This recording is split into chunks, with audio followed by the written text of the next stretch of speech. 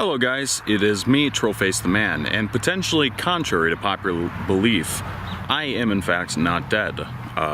You guys might know I had some health complications a while ago that had to do with really bad pains in my chest and a few other things. Long story short, it seems to have been at this point an esophageal ulcer causing a lot of the issues, and I am pretty much better now.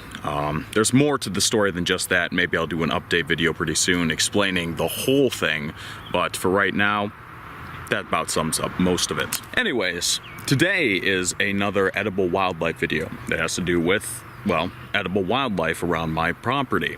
And the plant I want to go over today is Stinging Nettle. That is a nice little plant that if you so much as brush up against it, it leaves painful hives that usually last between 20 minutes and an hour. They itch, they burn, etc.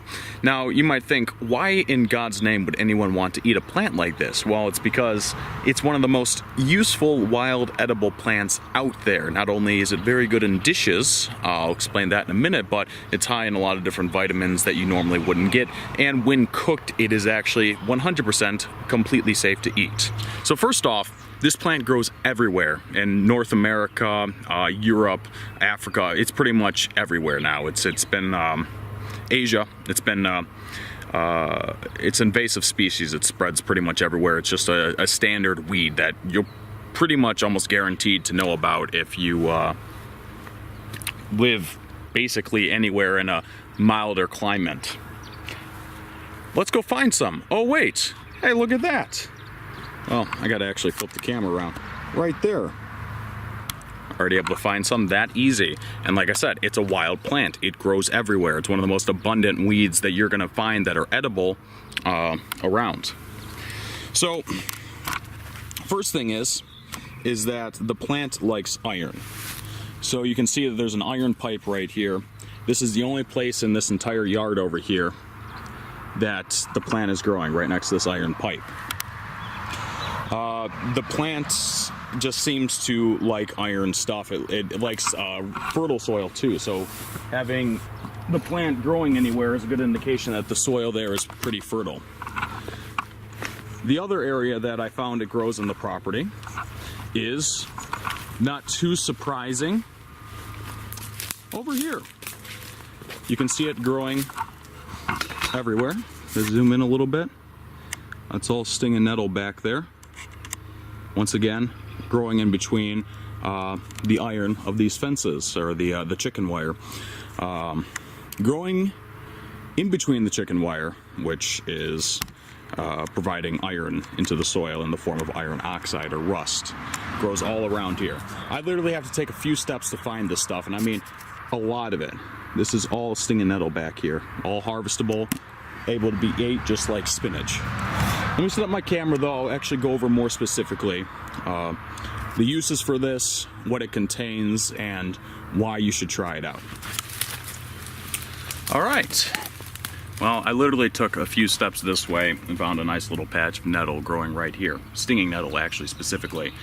I actually took quite a bit of notes on this that I want to read off to you real quick, and then I'll explain harvesting, eating, and etc. Now, first thing, I mentioned that this plant will cause painful hives if you come in contact with it. Don't believe me? Watch this. I'm going to take this plant right here. This is Stinging Nettle. You can see that it has very fine hairs on it. If not, I'll do a close-up picture with my camera so you can see. I'm going to take my arm right here, and I'm just going to rub this across my arm. Now, you should know that what it feels like right now is it feels like I'm being poked with hundreds of little needles, just being stabbed all over my arm. Now, give this about 5 minutes. I'll show you here in just a minute. Anyways, Stinging Nettle, this plant right here. Its species is a name I cannot pronounce. It's Urticadioica. Urticadioica, I don't know. It has other names such as common nettle and nettle leaf. It's one of the most recognizable forms of nettle. It tends to grow, it's a weed, it grows in most of Europe, Asia, North America, and elsewhere. It tends to prefer wetter environments, however it can be found in meadows, and it likes iron-rich soil. It's an invasive species. It spreads through abundant seeds and through rhizomes. It's part of the mint family. Now that's actually interesting because mint is nettle and nettle is mint, technically speaking, with their family relations. And one of the easiest ways to identify something that is part of that family is that it'll have squarish stems. And if you, that's not nettle, that was a pricker. If you look at things like nettle here, you can actually see when I rotate the stems, they're square. Anyways, it's part of the mint family. It's safe to eat when cooked. Uncooked, it can cause painful hives. We'll give my arm a few more minutes here. Now, that's not actually entirely true. You can eat it uncooked. You just have to puree it first or crush it. Basically, you got to neutralize all those fine little hairs on it. Those hairs inject a irritant underneath the skin. If you break all the hairs, then the irritant won't do anything topically. It's only if it's injected underneath the skin. And to prove it, I'm going to take this leaf right here. I wouldn't recommend this, by the way. I'm going to take this leaf, I'm going to crush it up into a fine ball. This is a nettle leaf. Make sure I break all those hairs. I'm fine. No sting, no nothing. It just kind of tastes like a leafy green. It has fine needle-like hairs on the stem and leaves that release formic acid as an irritant if broken. They also release a histamine, which causes allergic reaction, and a few other chemicals. It has uses both as food and as medicine. As food, it tastes similar to spinach. I can assure you that that is true. It's also high in vitamin A and C, iron, iron, potassium, manganese, and calcium. It's also rather high in protein. Mosquito flying around. It's also rather high in protein, up to 25% by dry weight. That is extremely high for a green. It contains many other micronutrients too, along with linoleic acid, don't know how to pronounce that exactly, a valuable omega-3. As medicinal, it has been shown to stimulate urine production, which can be good for the kidneys and urinary tract. It has also been shown in studies to possibly have beneficial effects on the gastrointestinal tract, locomotor system, your complexion, cardiovascular system, uses for gout, decreasing blood sugar, and reducing pain from inflammation. Now, there's actually been studies in Turkey, Sweden, and a few other places where medical studies, double-blind studies using a placebo, where they've actually shown that this does do some of these things.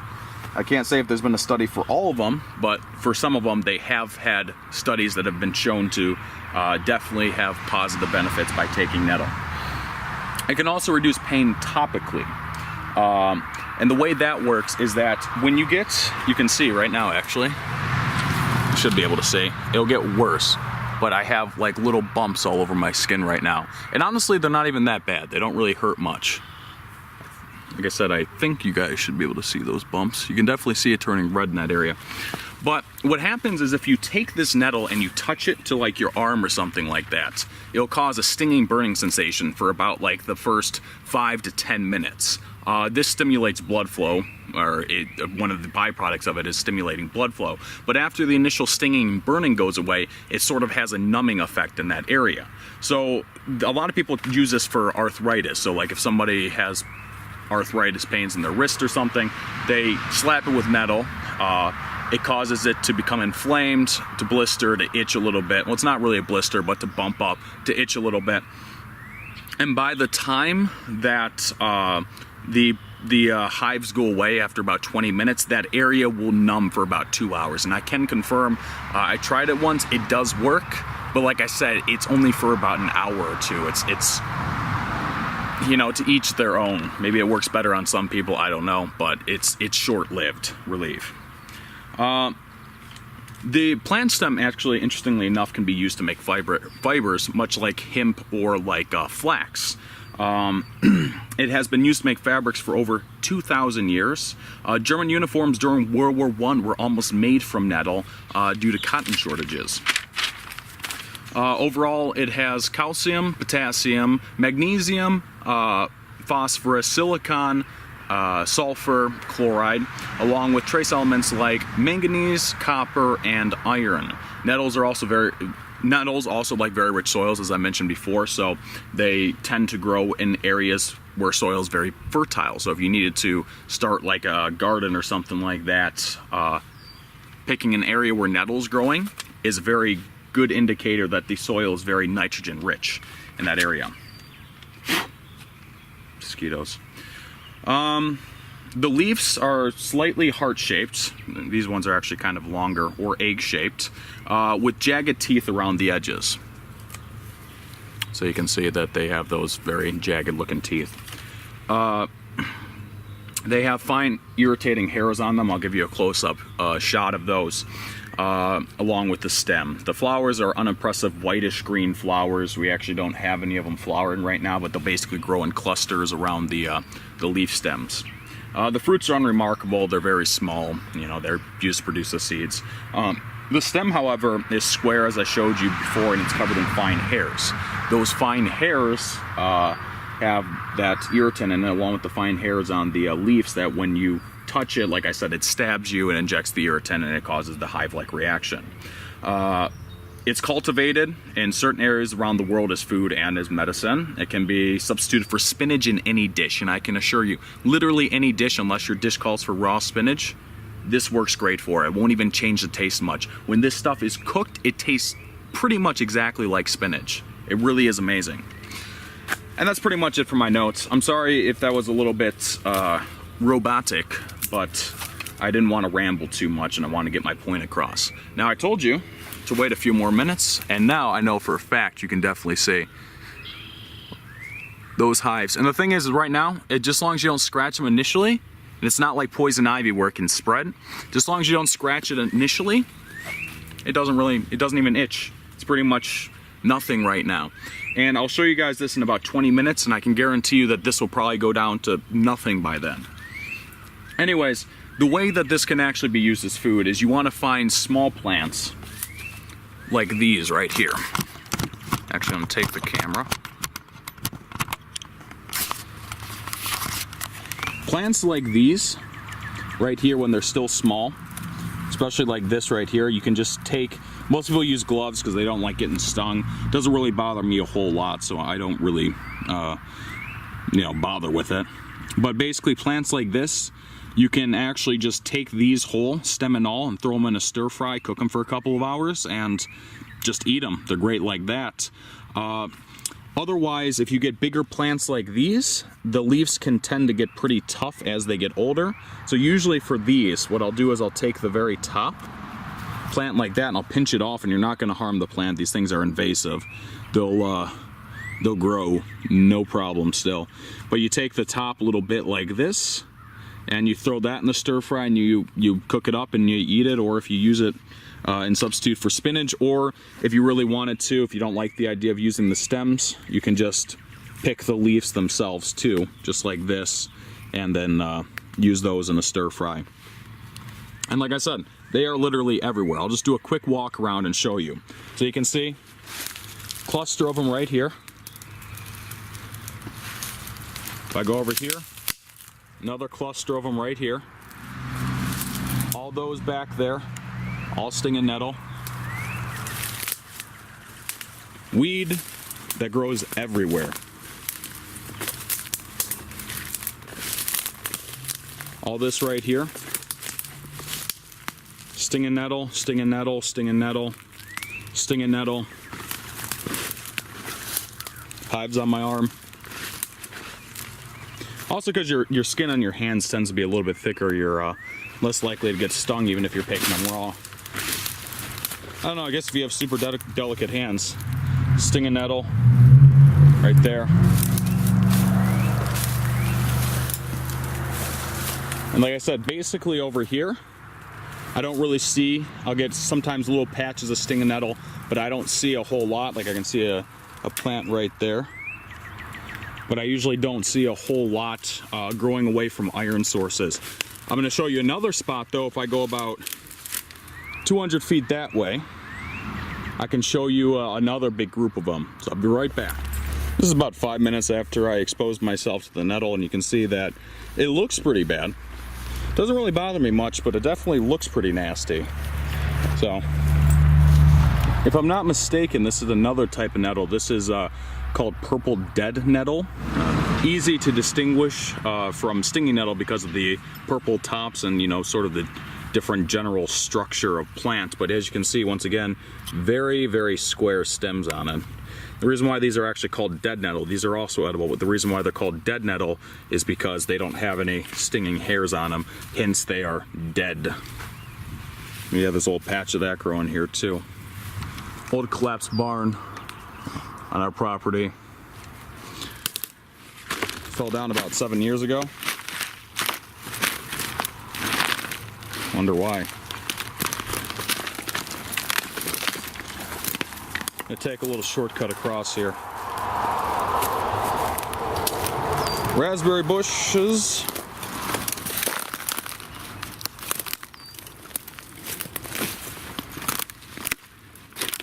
People always think I'm crazy because I walk around through raspberry bushes in shorts. Spider web. Here's another member of the mint family right here, catnip.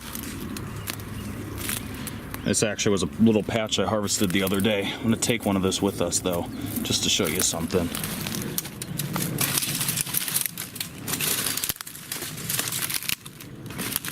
All right, we're almost there. Apologize. I gotta navigate. So little pieces of nettle right there. See a couple of them. It's not what I'm going for though. Caesar! Come on. Some more nettle right there. Come on, Caesar. Oh, you poor dog. You got yourself caught in the raspberry bushes? Just gonna wait for him to catch up. Come on, Caesar. Caesar, come on. Oh, hello, Mr. Groundhog. Pretty sure that's what it was. Whoa. Some wood collapsed underneath my feet.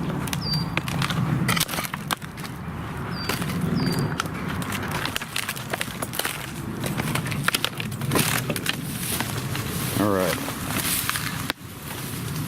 Here's what I wanted to show you. So I get out in this general area over here. Nettle, nettle, nettle, nettle, nettle, nettle, nettle, nettle. All nettle. Nettle, nettle. I mean, just nettle. All this out here is all nothing but nettle. And one thing you can't see right now, I don't know where it is, but speaking in terms of it growing where iron is, all this nettle, here's one of it right here. All this nettle is growing in an old debris field from this barn. As you can see, there's a rusted iron chair frame. There's some more rusted chairs and miscellaneous things around here that apparently are supplying iron for the nettle to grow. And like I said, it loves to grow around iron. It can grow where there is no iron. It just really loves to grow around where there is iron. But I mean, I could just literally, I got several days worth of food just picking these nettles around here. Then of course there's the burdock over there, which the roots are edible.